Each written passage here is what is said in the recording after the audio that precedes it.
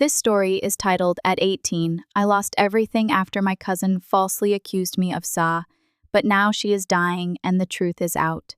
Hey everyone, before we jump into today's video, I need your help. We've noticed the channel is losing some traction, and subscribing is one of the best ways you can support us. It's quick, free, and it helps us keep bringing you awesome content. Your support means the world. Let's keep this channel growing together. Thanks so much. Now, let's start the video. Hey Reddit, this is going to be a long one, so buckle up. I never thought I'd be sharing this story here, but after everything that's happened, I need to get it off my chest. I, Liam, 21 male, always thought I was doing the right thing by helping my family. Growing up, I was the responsible one. Worked part-time jobs since I was 16 and still managed decent grades. Nothing special, just your average try-hard who wanted a decent future. My parents were proud of me, always telling relatives how I was going places. I had a solid plan.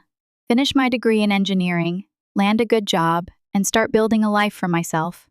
I was only 1 year away from graduating when everything fell apart because of my cousin, 19 female, Sophie, and her BS. Sophie was the complete opposite of me in every way possible. She was a first-year art student at the local community college and the definition of entitled. Her dad, my mom's brother, spoiled her rotten after her mom left when she was little. Uncle Dave was poor, but he still worked 2 jobs to give her a decent life. But it was never enough for Sophie. She'd show up at our house at least once a week with some dramatic story about how her dad was not providing enough and how she needed money for art supplies. I'll never forget the first time she came to me for money. It was after she started college. I was studying for midterms in my room when she showed up unannounced. My parents let her in, and she made a beeline for my bedroom, eyes already puffy and red. She asked if she could talk to me, and sat on my bed without waiting for an answer, then buried her face in her hands, like she was going through some major crisis. I put my textbook down and asked her what was wrong. That opened the floodgates. She launched into this whole sob story about how her art professor had given the class an assignment that required special materials, some kind of imported charcoal that cost $75. According to her, her dad had refused to give her the money because he thought it was a waste, and now her whole future depended on this one assignment. "Please," she begged. "I wouldn't ask if it wasn't important. I promise I'll pay you back when I get my work-study check." The waterworks were impressive, but at the time, I just felt bad for her. I knew Uncle Dave was suffering financially most of the time, so I thought by helping her, I was doing the right thing. So I gave her the money.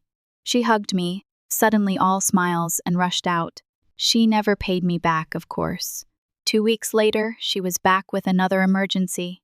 The pattern was set. Sometimes she needed specialized paints or imported clay or whatever random art supply she could think of. My parents encouraged me to help her out since I had savings from my campus job.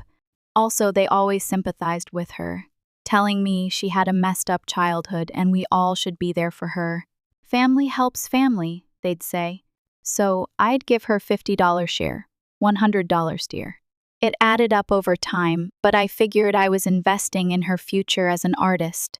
Man, was I completely wrong. This went on for almost 5 months. The weirdest part? She never showed me any of her finished projects. There was always some excuse.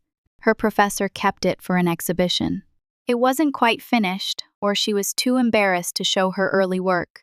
I was too busy patting myself on the back for being such a supportive cousin. I started noticing other stuff too. She always seemed to have money for new clothes or concert tickets, but somehow was always broke when it came to her art supplies. She'd post pics on Instagram at clubs or restaurants, then text me the next day saying she was desperate for cash. I ignored it because, well, again, family. The pattern kept going until that Friday night that changed the whole thing. My buddy Chris from the engineering department texted me, "Dude, just saw your cousin Sophie buying stuff from that sketchy dealer who hangs around the arts building. Thought you should know. I froze for a second. What dealer? So, I asked him to explain, and he made it clear, drugs. My first reaction was to defend her. No way Sophie was into drugs. She was just a spoiled, dramatic art student, not an addict. But then I started putting the pieces together. The constant need for money, the missing art projects, her increasingly erratic behavior, the mood swings. It was like a light bulb went off in my head. All those art supplies were going up her nose or in her veins. I sat there, staring at my phone, thinking about all the money I'd given her over the past months. Hundreds of dollars. Money I'd worked hard for, saved, carefully planned to use for my future, and she'd been lying to my face the whole time, using me to fund her habit. I felt like such an idiot. All those times she cried in my room, all those promises to pay me back. It was all an act, and I fell for it, hook, line, and sinker. That night, I decided to confront her and offer real help instead of enabling her. I didn't have to wait long for Sophie to show up again asking for money. Literally, the very next day after Chris's text, she appeared at my apartment door. My parents had helped me get this small place near campus to save on commuting time. She didn't even bother calling first. Classic Sophie move. Just banged on my door around noon when I was catching up on assignments. When I opened up, she was standing there with her hand practically already out, wearing these expensive-looking new boots and freshly done nails. The irony wasn't lost on me. Somehow, she had cash for that stuff, but not for her art supplies. She walked inside like she owned the place and hit me with her latest emergency. Needed $200 for some career-defining sculpture that could get her into a special showcase. No tears this time, not even a fake please or thank you. Just straight up expected me to fork over the cash like I was her personal ATM. The entitlement was unreal. She'd gotten used to it. I asked her to show me photos of any of her previous work that I'd funded over the past months.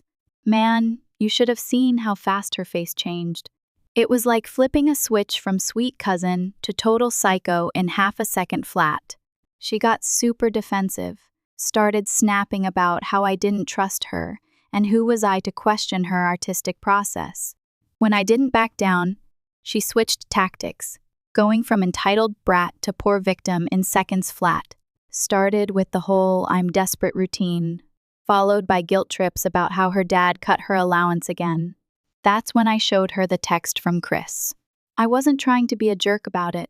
I genuinely thought maybe she needed help, but holy crap, she went ballistic. Full-on meltdown in my tiny apartment. First came the denials. Chris was lying. He was jealous of her. He probably wanted to date her and got rejected. Then switched to justifications. Said she needed something to take the edge off because art school was so stressful. Claimed all the real artists did it. The mental gymnastics were Olympic level. When she realized I wasn't buying any of her crap, she tried begging, said she just needed this one last time and promised she'd get help after this project was done. I'd heard that line in every addiction movie ever made. It was never just one last time, and I wasn't an idiot to contribute to this BS. I held firm, told her I wouldn't give her another cent until she got help. Offered to even help her tell Uncle Dave so they could find a rehab program together. I thought I was being supportive, offering a real solution instead of just throwing money at the problem. That's when she completely lost it. Got right in my face, screaming about who did I think I was, her personal savior? Called me a boring loser who was jealous that she actually had talent and a future.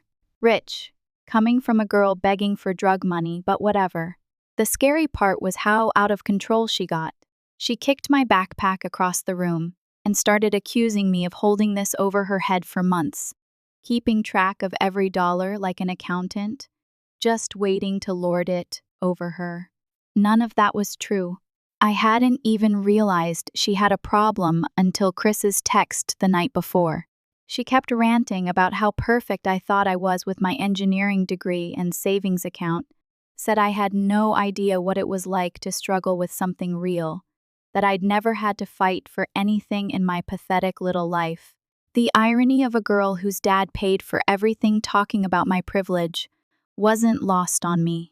When she finally realized I wasn't going to cave, she grabbed her bag and stormed out, knocking over a chair and slamming the door so hard my neighbor yelled through the wall. The whole encounter lasted maybe 15 minutes, but it felt like hours. After she left, I sat on my couch, trying to process what had just happened. Part of me felt bad for her. Addiction is really bad, after all. But seriously, she's an adult, and she chose that path. She'd been using me for months. I texted Chris to thank him for the heads up and tried to get back to my assignments, but I couldn't focus. I considered calling Uncle Dave myself to tell him what was going on, but decided against it. He'd been through enough with Sophie's mom leaving, and this felt like something Sophie needed to tell him herself. Plus, I figured she needed to cool down first. Maybe in a day or two, when she wasn't so angry, we could have a real conversation about getting her help. I had no clue that this was just the beginning, no idea that Sophie was the type of person who, when cornered, would burn everything to the ground rather than admit she had a problem. But then, the next morning, everything turned down to hell. My phone blew up at 6:00 a.m. I had like 10 missed calls from my parents, Uncle Dave, even relatives I barely talked to. By the time I checked my phone, I had this text from my dad: "Get to our house now. Don't make this worse than it already is." I had no idea what was happening, but I felt sick to my stomach. Something was seriously wrong. When I pulled up to my parents' house, I counted 4 cars in the driveway. My parents, Uncle Dave's, my grandparents and aunts.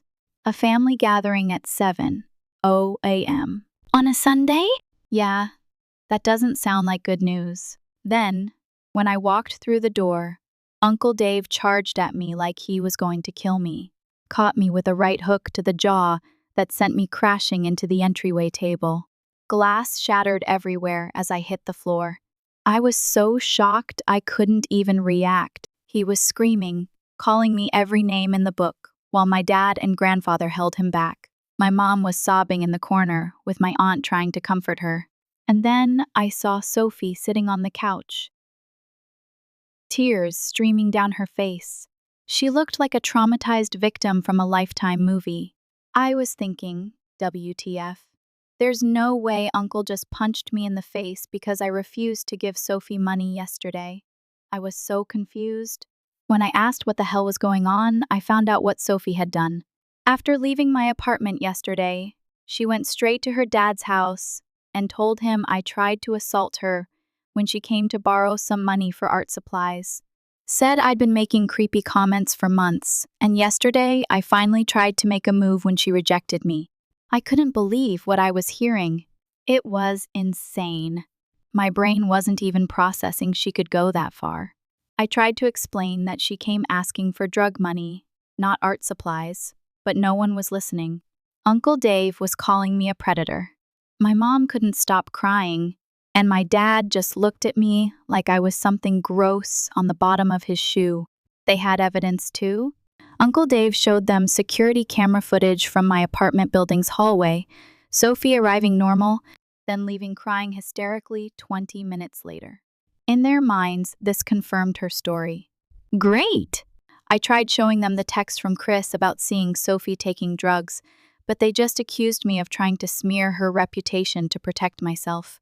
My own parents, the people who were supposed to know me best in the world, who'd raised me for all these years, believed her over me without even a second thought. The worst part? While everyone was arguing, I caught Sophie watching me. For just a split second, when no one was looking at her, she literally smirked at me. I saw it. She knew exactly what she was doing. But who cares when none even tried to listen to me? I was screwed. My uncle wanted me arrested, was ready to call the cops right then. My mom begged him not to, saying they'd handle this as a family. That's when I found out what their solution was. The next few days were a blur of the worst kind. My parents said they'd convinced Uncle Dave not to go to the police, but there were conditions. I had to leave town immediately. No graduation, no saying goodbye to friends, nothing. They were sending me to live with my dad's cousin in Arizona, Mark, a bitter old dude. I'd met maybe twice in my life who everyone in the family avoided because of his nasty attitude and anger issues. When I tried to point out that I was just 2 semesters away from graduating, my dad shut me down cold, said I should have thought about that before what I did. He wouldn't even look me in the eye when he said it. I'd never felt so alone in my life. Then came the financial gut punch. Not only was I being exiled, but my parents were taking my entire college fund, the money I'd saved plus what they'd contributed, and giving it to Sophie for therapy and recovery. Almost $40,000 gone in an instant. My entire future flushed down the toilet over a lie. I was about to be homeless, and my family was threatening to permanently destroy my reputation if I ever contacted Sophie. Within 48 hours, I was in a car with cousin Mark, headed to Arizona with nothing but 2 suitcases and about $600 in my checking account. The last image I have of my parents is them standing in the driveway as we drove away. They wouldn't even hug me goodbye, wouldn't even touch me, like I was contaminated. It felt like I wasn't their son anymore, and they threw me away over a lie without a second thought.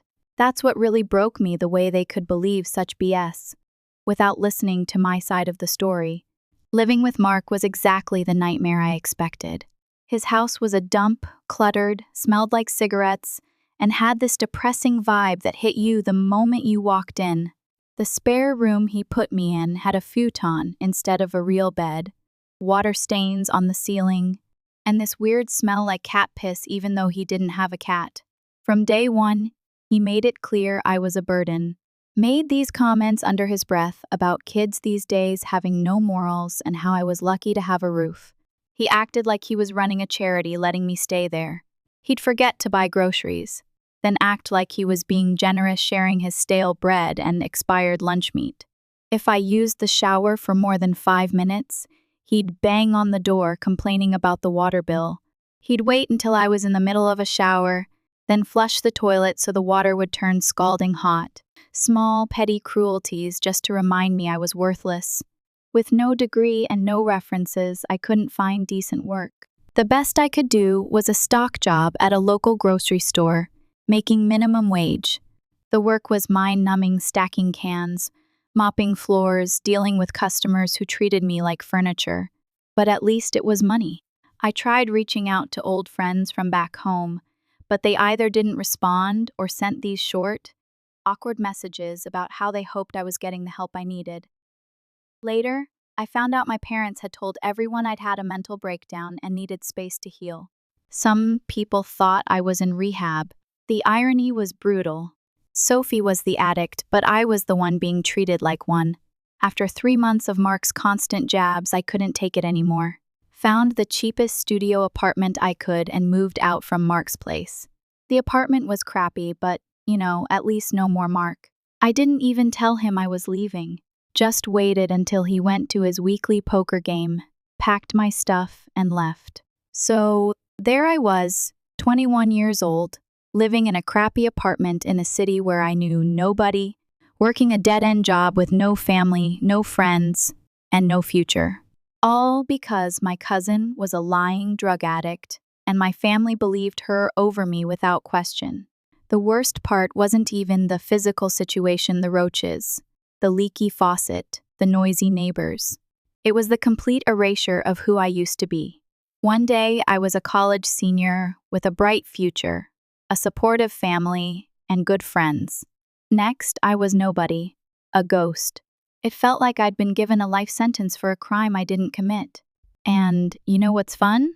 Watching your life circle the drain while everyone who's supposed to care about you goes on like you never existed. Real character-building experience. 10 out of 10. Would recommend it if you enjoy eating ramen for every meal and crying yourself to sleep. That first month in my shitbox apartment was a special kind of hell. The place had these paper-thin walls where I could hear my neighbors fighting about money at 3:00 a.m., having makeup bangs at 4:00 a.m., then fighting again by breakfast. The ceiling had these brown water stains, and they'd grow bigger every time it rained. Gave me something to stare at while I lay awake at night. The roaches moved in about a week after I did. Apparently, they didn't pay rent. Lucky bastards. I'd be brushing my teeth and see one skittering across the sink, making a sandwich, and find one checking out my peanut butter. I'd just smash them with my textbook. I lost 30 lbs in 2 months. Turns out the broke and disowned diet is super effective. I caught a glimpse of myself in a store window once and didn't recognize the hollow-eyed ghost staring back. Dark circles, sallow skin, collarbones you could cut yourself on. Looking like a walking corpse was my new aesthetic, apparently. I couldn't sleep. Every night, the same nightmares. I'd wake up drenched in sweat, heart hammering so hard I thought it might explode. On bad nights, I wouldn't go back to sleep at all. Just sit by the window, watching the parking lot until the sun came up. Panic attacks started about a month in and never stopped. The loneliness was its own special torture. I'd go days without speaking to anyone outside of paper or plastic, and have a nice day. Started talking to myself just to hear a human voice. I tried to keep track of my old life through social media at first. Big mistake. Seeing everyone moving on without you sucks even more. There were my parents, sharing pictures from their anniversary dinner, blessed and happy. Must be nice to celebrate while your son eats cold beans from a can because the microwave broke and he can't afford to fix it. The real knife twist came when I saw photos of my former classmates at graduation, all in their caps and gowns, futures spread out before them like a buffet. Engineering degree in hand, job offers lined up. Everything I should have had. Everything was stolen from me. I'd mentally break down every time I'd think about it. I got fired from the grocery store 3 months in. My boss wasn't happy with my sudden absences due to me getting sick. Finding another job took weeks. Ended up at a call center, selling extended warranties nobody wanted or needed. The job was soul-crushing 8 hours of people hanging up on you or calling you names. But it paid slightly better than the grocery store, so yay for career advancement. My apartment got broken into around month 4. Not that I had anything worth stealing. They took my ancient laptop and the $43 emergency cash I kept in a coffee can. At some point, I really started giving up. I was exhausted, mentally and physically. Switched from fighting for a living to fighting depression. I reached the point where I saw no purpose in my life, no future, no reason to keep going. There were days I couldn't get out of bed to go to my shitty job. I'd call in sick, then lie there staring for hours, not even hungry enough to eat the stale cereal in my cabinet. My apartment became a pile of garbage takeout containers piling up, clothes on the floor, dishes in the sink for days. One night, almost a year after I'd been exiled, I hit absolute rock bottom. It was my birthday, 22 years old, and not a single person remembered or even reached out. I just sat on my futon that day, eating cold beans. I was slowly fading away in this dingy apartment, forgotten by everyone who ever claimed to love me. The good son, the responsible one, the one who was going places, all gone, replaced by this hollow shell just going through the motions of being alive. I broke down and cried for the first time since leaving home. Not just tears, but body-shaking sobs that left me gasping for air and vomiting into the sink. Then I just sat in the dark, listening to the couple next door scream at each other about money, wondering if this emptiness was all I had to look forward to. Rock bottom has a way of clarifying things. Sitting there in the dark on my birthday, covered in my own tears and vomit, something inside me shifted, a tiny spark of anger. Why should I let them win? Why should Sophie's lie get to define the rest of my life? I survived being abandoned by the people who were supposed to love me unconditionally. I could survive this too. I didn't have some magical transformation or anything. Didn't wake up suddenly healed with a master plan to fix my life. But I did manage to shower, which felt like a huge accomplishment after weeks of barely functioning. Cleaned my apartment too. Baby steps, right?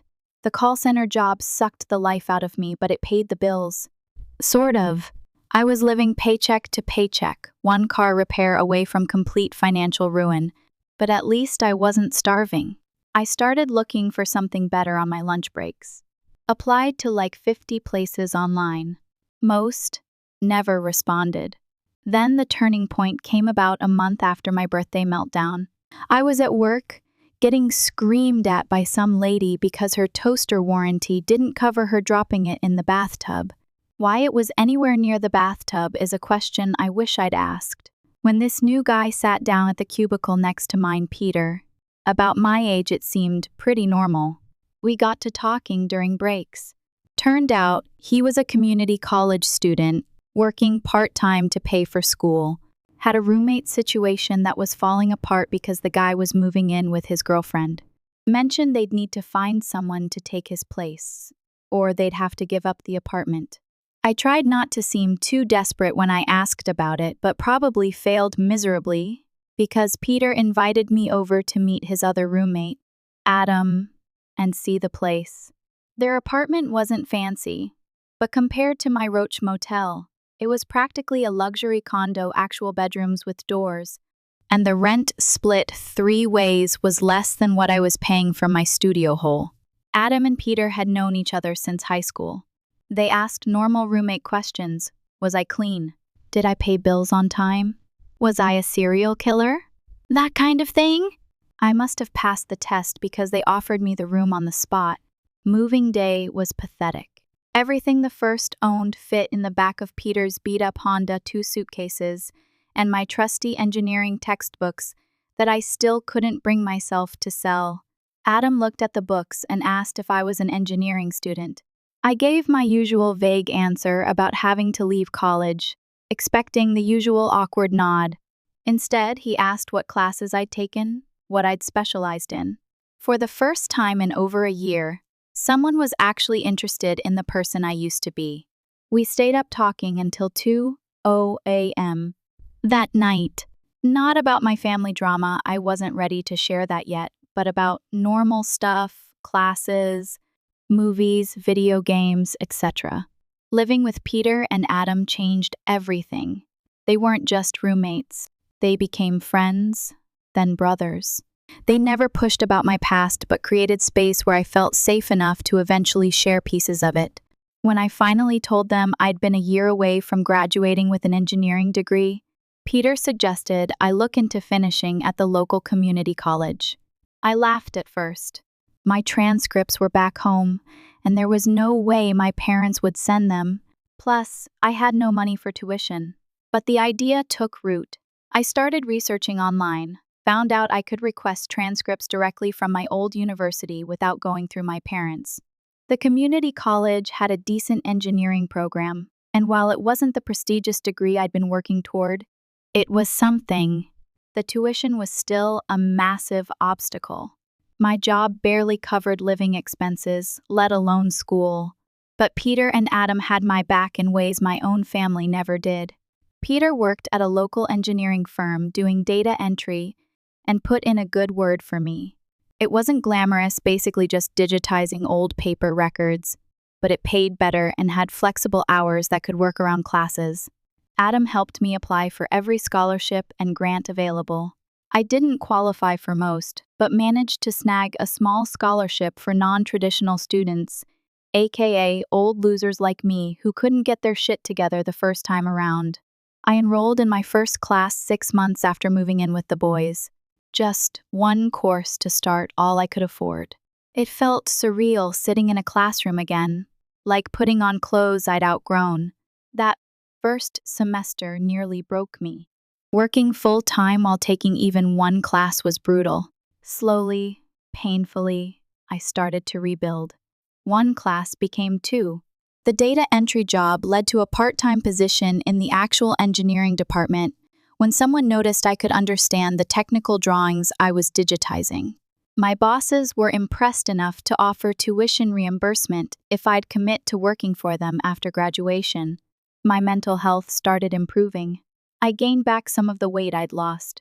Started sleeping through the night occasionally. Small victories that added up over time. I still had dark days. Holidays were the worst, but the boys made sure I wasn't alone. They dragged me out for pizza or to a movie, anything to keep me from spiraling. 2 years after being exiled, I had a job in my field, was halfway through my associate's degree, and had people in my life who actually gave a damn about me. Not the life I'd planned, not even close, but it was good. Built from the ashes of what the family had destroyed. I thought about them sometimes, but as time passed, those thoughts came less frequently. They'd made their choice, and I was making mine to survive, to rebuild, to live well despite them. I hadn't looked at social media in over a year. Deleted all my accounts after that disastrous birthday night. It was better that way. Easier to move forward when you're not constantly reminded of what you've lost. I had no idea what was happening back home, and for the first time, I was okay with that. Whatever drama happened, whatever family gatherings I was missing, none of it mattered anymore. My life was here now, with the family I'd chosen. When I finished my associate's degree, the boys threw me a surprise party, just a small gathering at our apartment, with a few friends from school and work. But as I looked around at these people who'd supported me through the darkest time in my life, I felt I'm home again. That night, after everyone had left and we were cleaning up, Adam asked if I'd ever thought about trying to clear my name with my family. Told me that if I wanted to reach out to them, he and Peter would back me up. I thought about it for a long time. Part of me wanted vindication, wanted my family to know the truth, to feel the shame and regret they deserved to feel. But I knew it wouldn't change anything. Even if they believed me now, they could never undo the damage they'd done, never give back the years I'd lost, the person I used to be. So I told him no. My family showed me I was worth nothing to them, and I believed them. The future might not be what I'd planned, but at least it was mine to shape without their shadow hanging over me. Thought I'd finally let go of the past. I had no idea that after a few weeks, the past would chase me down again in the most unexpected way. 3 years after my exile, I was sitting at my desk, reviewing blueprints for a small commercial project I'd been assigned. My name was on it. My name! First real engineering project since restarting my career. Should have been one of the best days in my new life. Then my phone rang. Unknown number! Almost didn't answer it. But when I saw the name, I froze. It was my dad. 3 years of complete silence, and he calls out of nowhere. Something in my gut told me to pick up, and I did, and there he was, acting like he misses me for a minute, then dropping the bomb. Sophie is dying of lung cancer. Stage 4. Doctors gave her 6 months. I was shocked.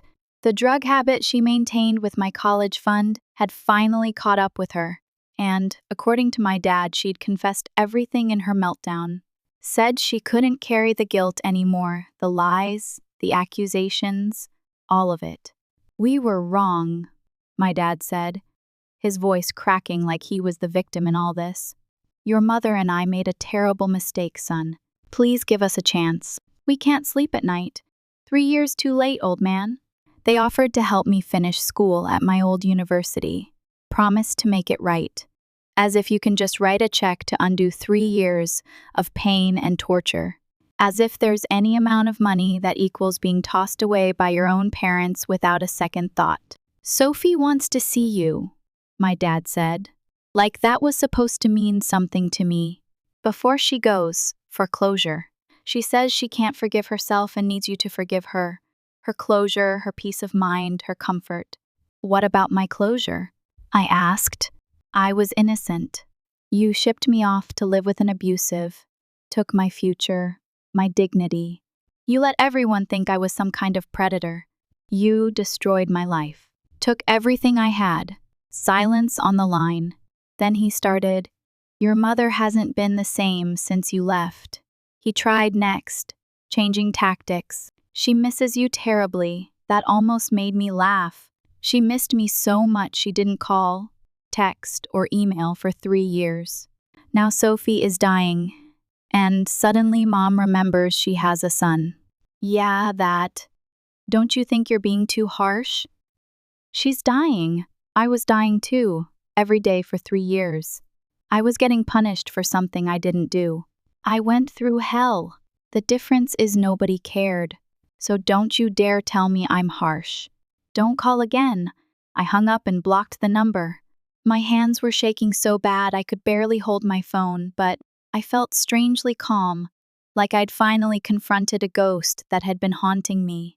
Not 10 minutes later, the emails started. Uncle Dave telling me I was heartless. Aunt said I was killing Sophie faster by stressing her out. My mother begged me to come home, saying she'd never forgive herself if I didn't. All about their pain, their guilt, their feelings. I showed the emails to Peter and Adam that night. They were livid on my behalf. Adam, usually the calmest guy I know, said he'd never hated people he'd never met more than my family. Peter said, if I wanted to go back just to tell them all to go to hell in person, he'd drive me himself.